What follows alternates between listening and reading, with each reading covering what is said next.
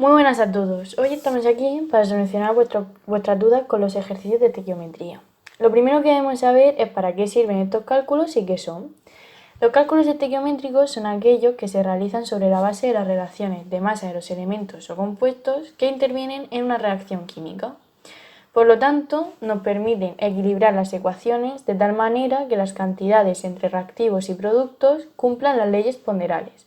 Estas leyes, por si no os acordáis, son la ley de conservación de la masa, la de las proporciones definidas y la de las proporciones múltiples. Otra cosa que debemos tener en cuenta es que los coeficientes estequiométricos de una reacción química indican la relación entre el número de moles de los compuestos implicados. Por ejemplo, 2 moles de hidrógeno reaccionan con 1 mol de oxígeno para formar 2 moles de agua. Para finalizar, os vamos a escribir algunas de las fórmulas necesarias que necesitáis, como son la de los gases ideales o los moles. Bien, lo primero que tenemos que saber en este ejercicio, que es bastante simple ya que es de iniciación para que podáis entenderlo, es saber que cuando nos dice que se descompone por la acción del calor, quiere decir que ocurre una reacción química que vamos a tener que escribir nosotros. Recordad que una de las claves para saber hacer ejercicios de física y química en general es saber leer e interpretarlos y aparte sumarles un punto de lógica. El carbonato de calcio procede del ácido carbónico más calcio. Recordemos que hito pasa a ser ato y oso pasa a ser hito. El ácido carbónico procede a su vez del dióxido de carbono, al que debemos añadirle un agua. CO2 más H2O da lugar a H2CO3. Cuando ya tenemos el ácido carbónico, debemos convertirlo en carbonato de calcio, ya que es lo que nos pide el ejercicio. Y se hace quitando todos los hidrógenos y añadiendo el calcio. Y el carbono y el oxígeno no cambian, puesto que al quitarle 2 átomos de hidrógeno se equilibra con el calcio, que actúa con la valencia número 2, es decir, CaCO3. El óxido de calcio es un compuesto binario, formado a partir del oxígeno, que tiene valencia 2, y el calcio, que tiene valencia 2, por lo que se formula de la siguiente forma: CaO2, CaO. Si descomponemos la reacción en lo que nos dice, se nos quedaría así: el carbonato de calcio que se descompone en óxido de calcio más dióxido de carbono. En este caso no hace falta ajustarla ya que, como he dicho, es un ejercicio de iniciación, pero después os explicaremos con otro cómo se hace, aunque ya os adelanto que es por tanteo y, como he dicho, con mucha lógica. Después tenemos que ver qué es lo que nos pide y qué es lo que tenemos. En este caso nos pide la cantidad de óxido de calcio que se obtiene si se descompone totalmente una tonelada de carbonato de calcio. Tenemos que tener en cuenta que todo lo que ocurre en una parte de la reacción ocurre simultáneamente en su descomposición. Todo esto si está ajustado correctamente. Como nos dan los gramos del carbonato de calcio, podremos sacar su masa molar correspondiente. Esto lo haremos gracias a las masas molares de los compuestos individuales, que nos las da el ejercicio. Simplemente tenemos que hacer una cuenta sencilla. Tenemos que sumar la masa del calcio, que es 40,08 gramos, más la masa del carbono, que son 12 gramos, más la masa del oxígeno, que son 16 gramos. Esta última multiplicada por 3, ya que es el número de átomos de oxígeno. La masa del oxígeno, que es 16 gramos.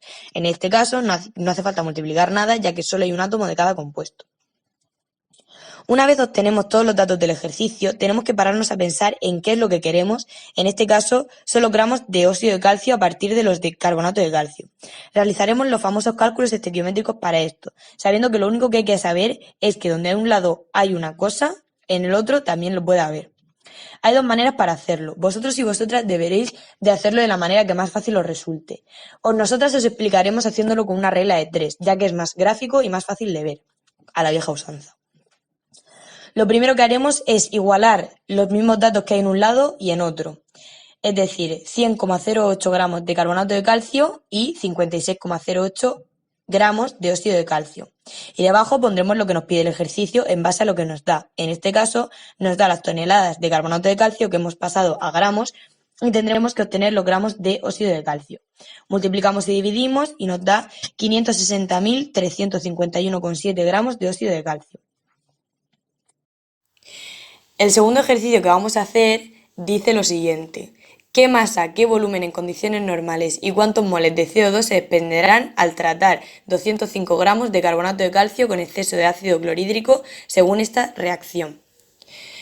Una vez que hemos leído y entendido lo que nos pide el ejercicio, lo primero que hacemos es ver si la reacción está ajustada. Si no lo está, como es en este caso, la ajustamos por el método del tanteo. El método del tanteo consiste en ver cuántos átomos tenemos de cada sustancia a un lado y al otro lado de la flecha, y comprobar si tenemos que añadir algún prefijo multiplicativo a cualquiera de las sustancias químicas. Como podemos comprobar, lo único que no está igual a la izquierda y a la derecha de la flecha es el hidrógeno y el cloro. Para ajustar esta reacción debemos colocar un prefijo multiplicativo 2 delante del ácido clorhídrico de la izquierda. Una vez que hayamos ajustado la ecuación, debemos poner los datos que nos da el ejercicio o que nos pide de cada sustancia debajo de esta.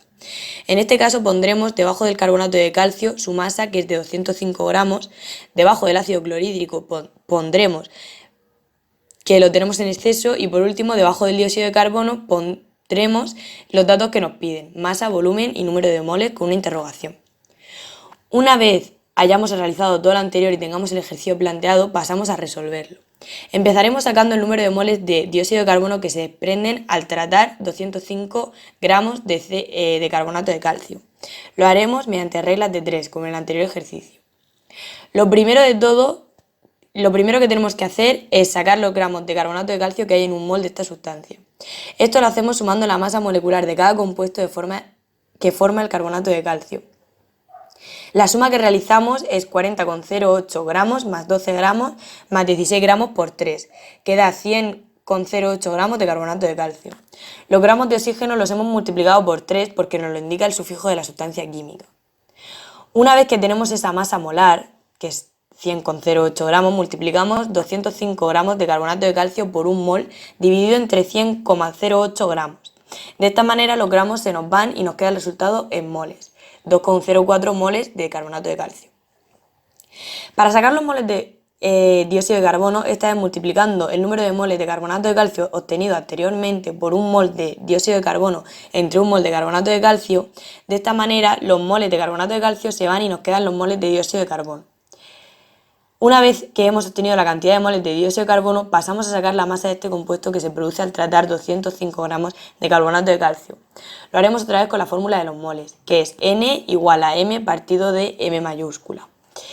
Primero escribimos la fórmula y vemos qué datos tenemos. En este caso tenemos la N, que equivale al número de moles, y son 2,04 moles de dióxido de carbono, y la M mayúscula, que es la masa molecular de la sustancia, y al igual que hemos hecho antes, la calculamos sumando la masa molecular de los elementos químicos que la forman, 12 gramos más 16 gramos por 2, y nos sale que tenemos 44 gramos por mol de dióxido de carbono. A continuación despejamos la M minúscula, que es la masa, multiplicando el número de moles por la masa molecular. Con esta operación conseguimos sacar los gramos de dióxido de carbono desprendidos al tratar 205 gramos de carbonato de calcio. El resultado de esta operación es 89,76 gramos de dióxido de carbono. Por último, calcularemos el volumen de dióxido de carbono que se consigue en condiciones normales al tratar 205 gramos de carbonato de calcio. Lo haremos con la fórmula de los gases ideales, que es P por V igual a N por R por T.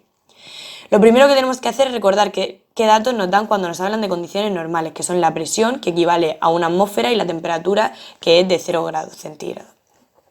Una vez hemos recordado lo anterior, debemos acordarnos de pasar la temperatura de grados centígrados a grados Kelvin, ya que siempre hay que trabajar con las unidades utilizadas en el sistema internacional. Para pasar de grados centígrados a grados Kelvin, sumamos 273 al número de grados centígrados que tenemos. El tercer paso sería escribir la fórmula y ver qué datos tenemos y cuál nos falta. En este caso tenemos la presión, que es una atmósfera, los moles, que son 2,04 moles de dióxido de carbono, la R, que es una constante que siempre la vamos a tener y cuyo valor es 0,082, y la temperatura, que anteriormente hemos pasado a Kelvin y nos da 273 grados Kelvin. El único dato que nos falta es el volumen, que es el que nos pide el ejercicio.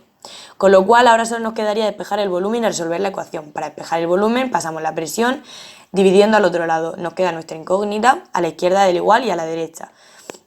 Con lo cual nos queda N por R por T partido de P, que son los datos que conocemos y podemos sustituir. Hacemos la cuenta y obtenemos el volumen en litros de dióxido de carbono, que en este caso da 45,67 litros. Una vez que hayamos realizado todos los pasos anteriores, ya tenemos el ejercicio resuelto. Ánimo, y todo es más sencillo de lo que creéis.